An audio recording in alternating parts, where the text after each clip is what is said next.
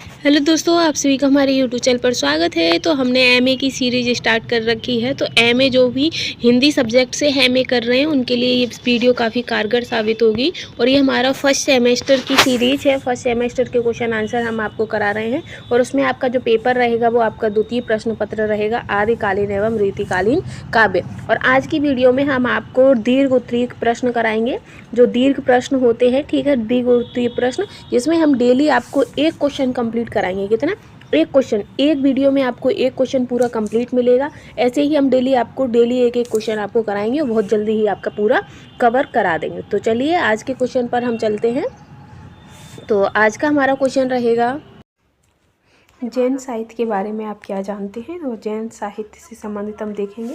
तो जैन मत के अनुयायियों का प्रारंभ क्षेत्र प्रमुख रूप से 8वीं सदी के 13वीं सदी तक गुजरात और काठियावाड़ में रहा था। यहाँ के चालुक्य, सोलंकी, राष्ट्रकूट राजा जैन मतावलंबी रहे। जैन साहित्य का महत्व केवल जैन धर्म के प्रतिपादन की दृष्टि से ही नहीं, अपितु भाषा विज्ञान की दृष्टि से भी जैन धर्म में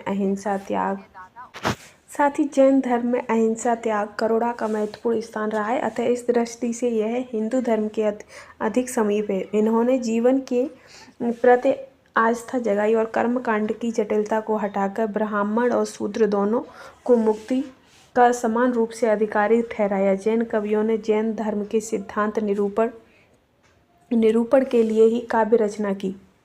क्या किया है? काव्य रचना की है। और जैन महापुरुष के चरित्र काव्यों के साथ साथ हिंदू धर्म के लोक प्रचलित आख्यान जैसे धर्म के रंग में प्रस्तुत किए गए हैं। तीर्थंकरों के जीवन चरित्र के साथ साथ इन कवियों ने रामकृष्ण को भी अपनी कथाओं का आधार बनाया है। इस साहित्य में मानव हृदय की सहज स्वाभाविक कोमल अनुभूतियों का मार्मिक चित्रण हुआ है। कुछ जैन कवियों ने श्रृंगार, शौर्य, नीति, अनुयुक्ति संबंधी फुटकर ग्रंथ भी लिखे हैं। साथ ही जैन साहित्य की भाषा आदिकालीन हिंदी के रूप को हमारे सामने व्यक्त करती है, जिस पर अपभ्रंश का पर्याप्त प्रभाव परिलक्षित होता है। अलंकारों की ओर से इन कवियों की विशेष रुचि दिखाई पड़ती है। धार्मिक प्रवृत्ति होने के कारण शांत रस का परिपाक इनकी कविताओं में हुआ है। उन्होंने दोहा, कवित्व, रस, छंद का अधिक प्रयोग किया है। साथ ही जैन कवियों में आपके प्रमुख कौन है? तो स्वयंभू, पुष्पदंत, हरिभद्र सूरि, विनय चंद्र सूरि, धनपाल, जोइंद से देवसेन, शालिभद्र सूरि आदि हैं। वहीं स्वयंभू 8वीं सदी के पहुचर्यु, अटनेमिचर्यु तथा स्वयंभू छंदस है नामक प्रसिद्ध ग्रंथों की रचना की है। पयमचर्यु इनके द्वारा रचित राम कथा है और इनकी कीर्ति का अक्षय स्तंभ है। स्वयंभू को इसी ग्रंथ के आधार पर अपभ्रंश का वाल्मीकि कहा जाता है। अपभ्रंश भाषा पर इनका विलक्षण अधिकार है।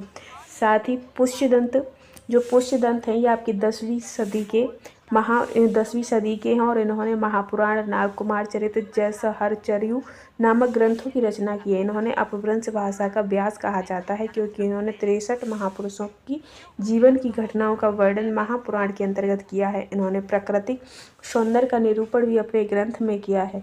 धनपाल 10वीं सदी की भविष्यत कहा एक अत्यंत महत्वपूर्ण ग्रंथ है, जिसमें एक वैदिक की कथा की मार्मिक अभिव्यक्ति है। अन्य जैन कवियों के में प्रमुख है जोइंद, योगसागर, राम सिंह पहाड़ू दोहा, धर्मसूरी, जम्बूस्वामी रासा, हेमचंद्र। इसमें हेमचंद्र का नाम उल्लेखनीय है। इन्होंने अपभ्रंश के व्याकरण की रचना करने के साथ साथ अपने ग्रंथ में उच्च कोटि के कवि होने का भी परिचय दिया है।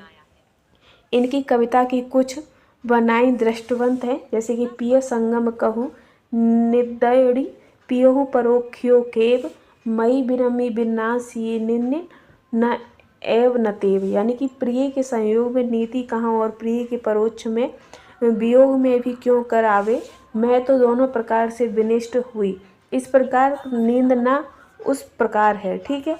साथ ही है भल्ला हुआ जो मारिया बहिड़ी माराया कंतु, लज्जेजम तू वैसी अहु जई भगया घरु एतु। यानी कि अर्थात हे सखी, अच्छा हुआ जो मेरा पति रण क्षेत्र में मारा गया, यदि वह भाग कर घर आता तो मैं सखियों में लज्जा को प्राप्त होती। आगे है कि डॉक्टर गणपति चंद्र ने गुप्त ने जैन कवि मुनि शालिभद्र कृत भरतेश्वर बाहुबली रास को हिंदी की सर्वप्रथम रचना माना है, जिसमें वीर, श्रृंगार और शांत रसों का परिपाक हुआ है। दोहा चौपाई शैली में इस ग्रंथ की रचना हुई है। वही देवसेन ने श्रावकाचार नामक ग्रंथ की रचना की। इसमें 250 दोहों में श्रावक धर्म का प्रतिपादन किया है। आशुगु नामक कवि ने चंदन वाला राज नामक 35 छंदों का एक लघु खंड काव्य भी लिखा है, जिसका काव्य सौष्ठव उच्च कोटि का है। इनके अतिरिक्त विजय सेन सूरी ने रेवंतगिरी राज नामक ग्रंथों की रचना की जैन साहित्य के अंतर्गत की है। वही निष्कर्ष रूप में कहा जाता है कि आदिकालीन धार्मिक साहित्य का हिंदी साहित्य के विकास में पर्याप्त योगदान रहा है। फिर है कि निष्कर्ष रूप में कहा जा सकता है कि आदिकालीन धार्मिक साहित्य का हिंदी साहित्य के विकास में पर्याप्त योगदान रहा है। विषय वस्तु, काव्य रूढ़ियों, भाष्य आदि सभी दृष्टियों से इतिहास साहित्य ने परवर्ती साहित्य को प्रभावित किया है। अतः इसे उपेक्षणीय कहकर साहित्य क्षेत्र से बहिष्कृत नहीं किया जा सकता है। हिंदी में जिस कोटि के साहित्य का विकास भक्ति काल में हुआ है, उसकी पृष्ठभूमि के रूप में हमें इस आदिकालीन धार्मिक साहित्य का अध्ययन अवश्य कर लेना चाहिए। इस साहित्य के महत्व को प्रतिपादित करते हुए आचार्य द्विवेदी ने लिखा है कि वस्तुतः छंद, काव्यगत रूप, काव्यगत वस्तु, कवि रूढ़ियों को परंपराओं की दृष्टि से यह साहित्य अपभ्रंश साहित्य का बढ़ावा है। इस मत के परिप्रेक्ष्य में यह कहना असंगत न होगा कि आदिकालीन धार्मिक साहित्य का हिंदी साहित्य के विकास में महत्वपूर्ण स्थान रहा है। तो ये हमारा तीसरा क्वेश्चन कंप्लीट होता है। नेक्स्ट क्वेश्चन हमारा चौथा रहेगा।